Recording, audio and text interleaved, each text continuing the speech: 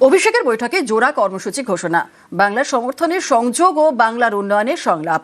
জোড়া কর্মসূচি ঘোষণা অভিষেক বন্দ্যোপাধ্যায়ের। প্রচারের জন্য টিম তৈরি করছে তৃণমূল, আর প্রতি টিমে 5 থেকে 10 জন জনপ্রতিনিধি থাকবেন।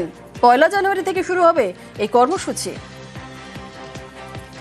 অভিষেক বন্দ্যোপাধ্যায়ের ভার্চুয়াল বৈঠকে তিনি দলকে কিছু কর্মসূচি, মূলত দুটি বড় কর্মসূচি এবং কিছু নির্দেশনামা, কিছু আচরণবিধি তিনি তৈরি করে দিয়েছেন। 45 দিনের মধ্যে বাংলার 80,000 বুথে আবার তৃণমূল কংগ্রেস পরিবার কার্যত বাড়ি বাড়ি পৌঁছে যাবে। মমতা বন্দ্যোপাধ্যায় সরকার যে উন্নয়ন করেছে, সেই উন্নয়নের পাঁচালীকে সামনে রেখে সমস্ত বাংলার ভূমিপুত্রের কাছে গিয়ে যাতে এই কেন্দ্রের বৈষম্য, বাংলা ভাষার বিরোধিতা, বাঙালি বিরোধিতা, বাংলার বিরোধিতা, এর বিরুদ্ধে লড়াইতে গোটা বাংলাকে এক করার যে কার্যকরী প্রক্রিয়া, তার গাইডলাইন বেঁধে দিয়েছেন অভিষেক বন্দ্যোপাধ্যায়।